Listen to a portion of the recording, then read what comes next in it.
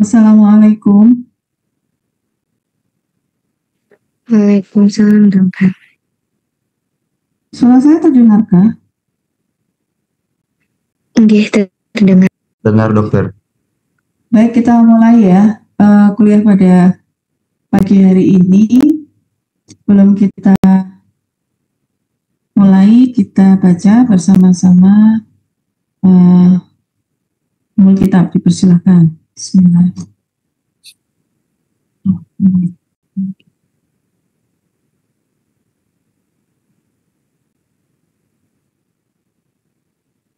Baik, untuk pagi ini saya akan menjelaskan terkait dengan kontrasepsi. Sudah saya share-kan ya materinya. Kontrasepsi ini itu digunakan untuk beberapa hal. Yang pertama, ada pemilihan kontrasepsi berdasarkan tujuannya, gitu. Kalau untuk yang baik,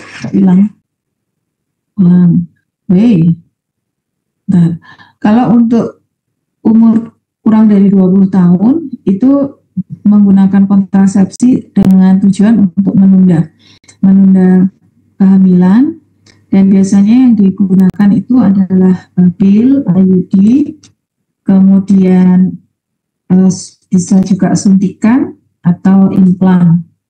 Kalau umurnya itu umur ibunya 20 sampai 35 tahun, maka tujuan menggunakan metode kontrasepsi ini adalah untuk menjarangkan kehamilan. Jadi dia setelah hamil pertama, kemudian dia ingin ada space untuk kehamilan selanjutnya, itu mungkin 3 tahun, 4 tahun gitu. Nah, biasanya metode yang dipilih itu hormonal ya, apakah dengan suntikan, dengan pil, implan, atau dengan IUD. Nah, kalau sudah lebih dari 35 tahun, metode kontrasepsi ini tujuannya adalah untuk supaya tidak hamil gitu ya. Jadi karena kalau 35 tahun itu masih bisa terjadi ovulasi sampai kemudian seorang wanita itu menopause ya. Nah, antara masa adanya ovulasi dan menopause atau klimakterium itu masih memungkinkan terjadinya ovulasi. Nah, kalau ketemu sperma ya bisa terjadi fertilisasi. Tapi umur lebih dari 35 tahun ini kan resiko tinggi kalau seorang ibu itu hamil di atas umur 35 tahun. Jadi fungsinya adalah bagaimana supaya tidak hamil gitu ya. Dan itu pakai metode bisa sterilisasi, IUD, atau menggunakan implan. Ini adalah konsep kalau ini terlalu besar, kalau dikecilkan. Nah, jadi ini adalah konsep kontrasepsi ya. Jadi konsep kontrasepsi itu adalah berdasarkan bagaimana supaya tidak terjadi fertilisasi ya antara ovum dan sperma, atau mencegah terjadinya implantasi untuk ovum yang sudah terfertilisasi gitu. Kalau kalian lihat di slide ini adalah siklus menstruasi ya, dan siklus di mana mulai terbentuk sigut sampai kemudian terjadi implantasi. Nah, kemarin sudah belajar terkait menstruasi, di mana siklus menstruasi itu ada siklus ovarium dan ada siklus uterus gitu ya. Nah, kalau pada keadaan normal tidak ada intervensi apapun, maka dengan adanya hormon ya, hormon FSH, LH yang mempengaruhi estrogen, progesteron, maka pada hari ke-14 untuk seorang wanita yang memiliki siklus teratur 28 hari terjadi ovulasi ya. Nah, kalau kontrasepsi itu bagaimana caranya supaya tidak terjadi ovulasi. Itu yang pertama. Jadi pencegahannya bagaimana supaya tidak terjadi ovulasi. Dan yang kedua, kalau sudah terjadi ovulasi, bagaimana supaya gagal untuk nidasi atau implantasi gitu ya. Itu adalah dasar dari metode kontrasepsi. Baik. Nah, selanjutnya adalah kriteria. Kriteria bagaimana sih kontrasepsi yang ideal itu? Yang pertama harus aman. Jadi kontrasepsi itu harus aman. Jadi bebas dari efek samping ya. Tentu saja sih nggak ada ya kontrasepsi yang tidak ada efek sampingnya, tapi minimalisasi gitu efek sampingnya ya, atau tidak ada komplikasi ya. Terus yang kedua, jadi reliable. Reliable itu bahwa kontrasepsi itu efektif. Jadi kalau misalnya digunakan memang sesuai dengan tujuannya gitu. Kalau misalnya tadi umurnya lebih dari 35 tahun dengan tujuan untuk supaya tidak hamil dan menggunakan kontrasepsi ini memang efektif gitu. Jadi tidak hamil. Itu namanya reliable. Terus yang ketiga itu mudah untuk digunakan ya. Jadi untuk penggunanya itu mudah menggunakannya. Terus yang keempat harganya juga terjangkau. Kalau misalnya metode kontrasepsinya itu harganya mahal meskipun aman, terus kemudian efektif, kemudian mudah digunakan, tapi kan nggak terjangkau oleh pengguna. Jadi ya sama saja ya.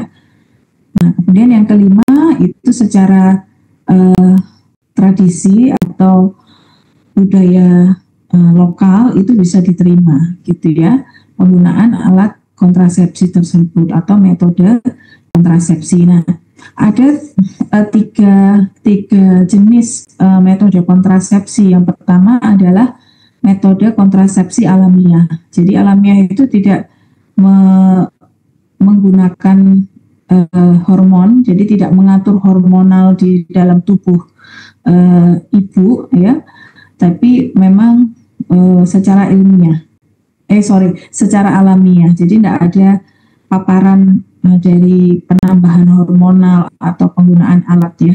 Terus yang kedua, metode kontrasepsi yang sifatnya hormonal. Jadi memang ada berbagai macam, ada pil, ada suntikan, ada implan yang kemudian dimodifikasi hormonnya supaya nanti di dalam tubuh wanita tersebut akan bervariasi hormonnya, bisa hormon estrogennya jadi lebih tinggi atau hormon progesteronnya yang lebih tinggi atau hormon progesteronnya diturunkan seperti itu. Dan yang ketiga itu memang kontrasepsi yang sifatnya volunteer, jadi memang keinginan dari penggunanya ya, aseptor ya, istilahnya aseptor. Baik, ini saya sekarang akan menjelaskan terkait dengan jenis kontrasepsi yang alamiah. Yang pertama adalah cervical mucus ya. Jadi cervical mucus itu memeriksa mukus ya, sekret dari serviks gitu. Nah, ini bisa memprediksi periode subur seseorang dengan cara mengobservasi setiap hari ya. Jadi observasinya dilihat diamati setiap hari melalui perubahan dari kuantitas dan konsistensi dari mukus serviks selama periode siklus menstruasi gitu ya. Nah, setelah menstruasi, biasanya setelah selesai menstruasi itu biasanya tidak ditemukan mukus ya. Nah, biasanya vagina juga terasa kering gitu ya, terus terasa mukusnya itu terasa agak tebal begitu ya, lengket seperti itu. Nah, pada saat ovulasi itu kan terjadi peningkatan estrogen di dalam darah. Nah, peningkatan estrogen ini akan meningkat secara maksimum sehingga menyebabkan mukus dari serviksnya ini meningkat baik secara jumlah maupun konsistensinya. Dari yang tadi itu konsistensinya tebal ya, itu menjadi jernih ya. Terus kemudian mukus yang jernih ini akan membantu sperma dan juga untuk membantu sperma untuk melintasi sampai bisa mencapai uterus. Itu kalau pada ovulasi. Nah, kalau setelah ovulasi, progesteronnya ini kan setelah ovulasi kan progesteron lebih banyak dihasilkan. Nah, itu akan menghambat dari produksi mukus dari serviks, sehingga kembali lagi mukusnya itu menjadi keruh gitu ya, terus tebal, dan keadaan mukus serviks yang seperti ini itu membuat sperma lebih sulit untuk melewati untuk mencapai uterus seperti itu. Nah, jadi untuk aseptor yang menggunakan metode cervical mucus ini untuk menghindari terjadinya kehamilan, maka pasangan tersebut itu mesti abstain dari koitus atau menggunakan metode pengaman pada hari di mana wanita tersebut mengetahui bahwa mukus di serviksnya itu berubah gitu ya. Jadi yang awalnya itu mukusnya itu tebal gitu ya, keruh, lengket gitu, itu menjadi jernih seperti itu. Nah, pada saat perubahan itu maka tidak diperbolehkan untuk koitus gitu. Sampai kemudian perubahan terjadi pada mukusnya serviks menjadi tebal kembali, menjadi keruh kembali. Nah, itu menandakan bahwa masa ovulasinya sudah terlampaui, begitu ya. Jadi memang setiap hari harus diperiksa sendiri gitu. Itu untuk cervical mucus. Nah, yang selanjutnya adalah metode kalender. Metode kalender ini juga metode kontrasepsi yang alamiah ya. Nah, metode kalender ini lebih tepat digunakan untuk wanita yang memiliki siklus menstruasi yang teratur, yaitu siklus menstruasinya 28 hari. Ya, 28 hari tepat. Maka ketika hari ke-12 sampai ke-16 tidak boleh koitus gitu. Jadi sudah fix gitu ya. Itu untuk yang wanita dengan menstruasi, siklus menstruasinya teratur 28 hari. Sehingga pada siklus menstruasi 28 hari itu kan ovulasinya terjadi pada hari ke-14. Maka hari ke-12 sampai 16 dia harus abstain gitu. Tapi kalau misalnya digunakan untuk wanita yang siklus menstruasinya itu tidak teratur, nah itu kegagalannya akan sangat tinggi jika menggunakan metode kalender. Jadi untuk wanita yang siklus menstruasinya tidak teratur, misalnya punya siklus yang paling pendek itu misalnya 25 hari, siklus yang panjang 33 hari misalnya, maka kemudian cara menghitung masa suburnya adalah siklus yang paling pendek 25 hari itu dikurangi 20, jadi kan 5. Terus siklus yang paling panjang itu 33 dikurangi 11, jadi 22. Jadi mulai tanggal 5 sampai 22 itu abstain, nggak boleh sexual intercourse. Nah, seperti itu. Atau menggunakan barrier, misalnya kondom, seperti itu. Karena dari tanggal 5 sampai 22 itu nggak tahu nih tanggal yang fixnya itu tanggal di mana terjadinya ovulasi, begitu. Maka untuk amannya ya selama mulai tanggal 5 sampai 22 itu abstain atau menggunakan barrier seperti kondom, seperti itu ya. Nah, bagaimana seorang wanita tahu bahwa dia punya siklus pendek, siklus panjang? Maka harus mencatat pola siklus menstruasinya selama 6 bulan berturut-turut. Jadi misalnya bulan pertama nanti pas mens dicatat ini siklus saya berapa, misalnya 28 hari, terus bulan berikutnya berapa hari gitu, sampai 6 kali periode. Jadi sampai 6 bulan nanti akan terlihat mana siklus yang paling panjang, berapa hari siklus paling panjang, berapa hari siklus yang pendek. Begitu. Itu caranya ya. Ini kalau pakai metode kalender.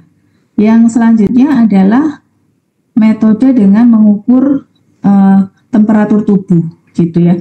Jadi mengukur temperatur tubuh itu juga bisa memprediksi kesuburan dengan cara mengukur temperatur tubuh setiap hari ya. Jadi begitu bangun tidur ya, sebelum beranjak untuk melakukan aktivitas, maka kemudian diukur suhu tubuhnya pakai termometer yang sama gitu. Nah, nanti setiap hari dicatat gitu, berapa sih suhunya ya. Jadi pada umumnya itu suhunya akan biasa ya, misalnya 36 atau ya 36 gitu ya. Tapi ketika ovulasi itu kan terjadi peningkatan progesteron ya. Nah, maka akan meningkatkan suhu tubuh gitu. Ya. Jadi ketika misalnya biasanya 36, 35, 36, 35 terus kemudian mulai meningkat misalnya 37 gitu. Nah, maka ketika terjadi peningkatan itu itu mulai diprediksi itulah masa suburnya. Ya. Jadi peningkatan mulai meningkat itu yang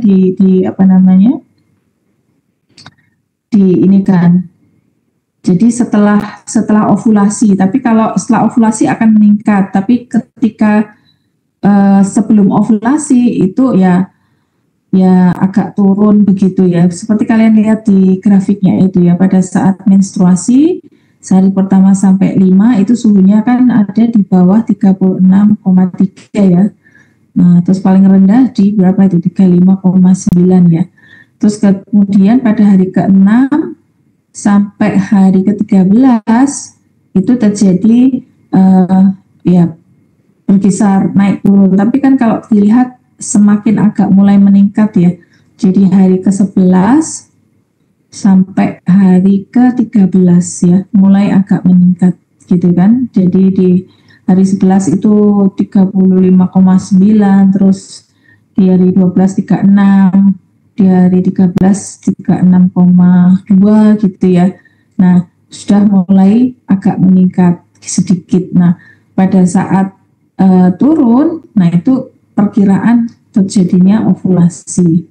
Ya memang agak lebih sulit ya untuk dengan mengukur suhu tubuh.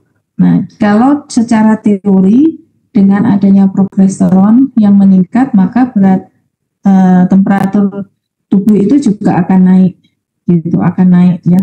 Jadi kalau naik itu berarti ovulasinya sudah terjadi ya. Jadi dia sudah melalui masa subur gitu ya.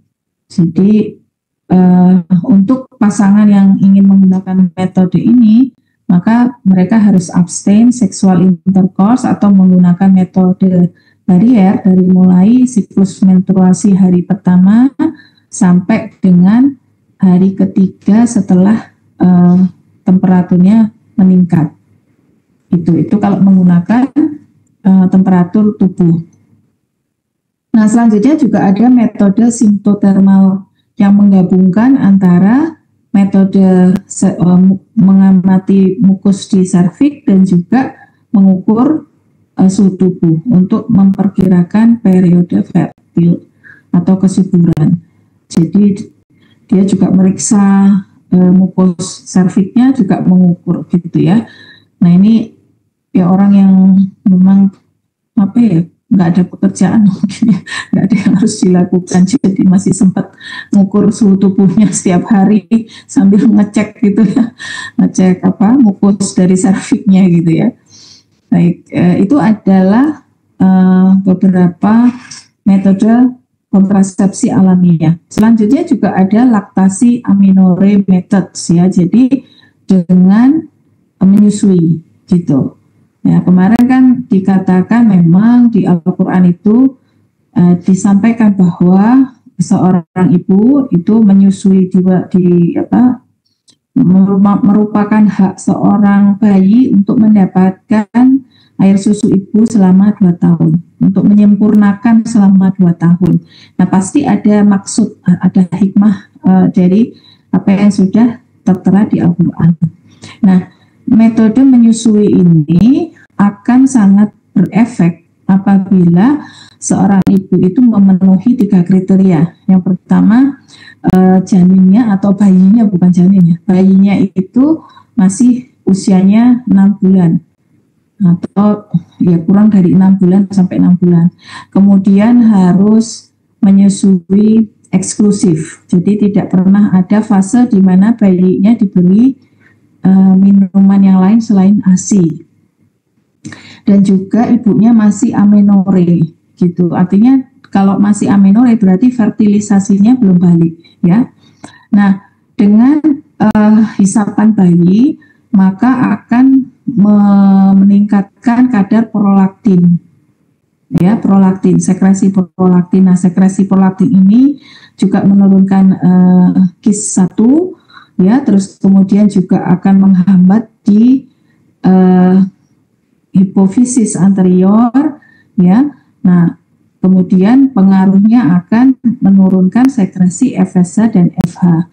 Nah, kalian tahu bahwa fungsi FSH itu adalah untuk pertumbuhan dan perkembangan dari folikular di ovarium. Jadi kalau FSH-nya turun, LH-nya juga turun, maka tidak terjadi perkembangan folikel.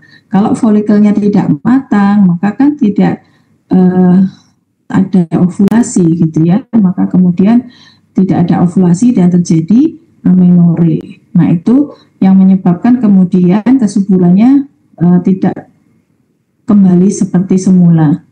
Tapi kalau seorang ibu itu menyusuinya tidak dengan 3 kriteria ini, nah mungkin penekanan prolaktinnya, jadi peningkatan prolaktin itu tidak maksimal sehingga tidak bisa menekan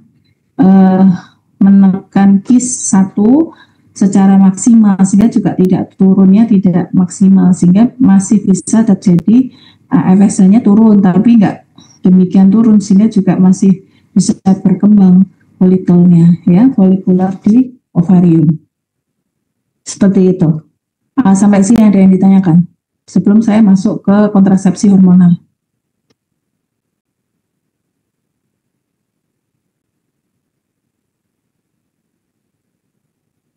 Ini 81 berarti 97 kurangi berapa? 80 ya. 97 kurangi 80, 17 belum hadir. Oke, dokter. Oke. Coba kamu ini Sopo, Faiz. Faiz, ada Faiz? Faiz mana? Tidur.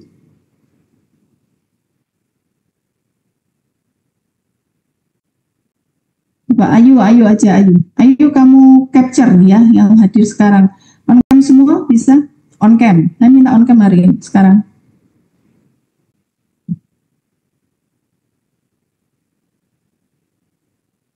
On cam semua ya. Kalau yang nggak on cam, saya anggap nggak hadir.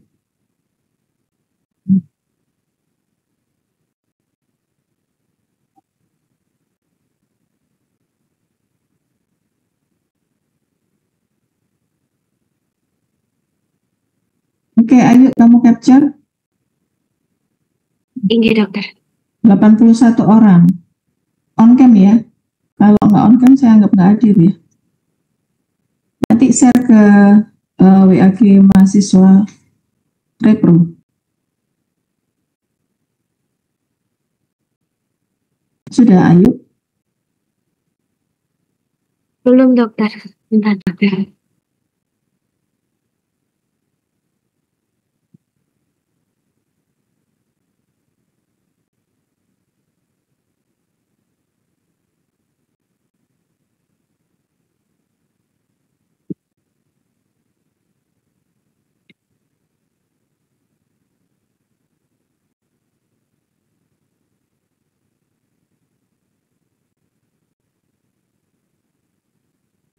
Sudah?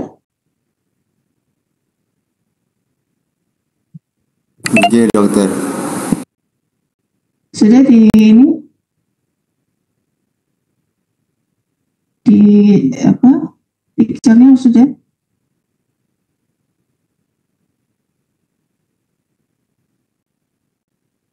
Oke, sudah dokter. Oke, kirim ya ke WAG mahasiswa.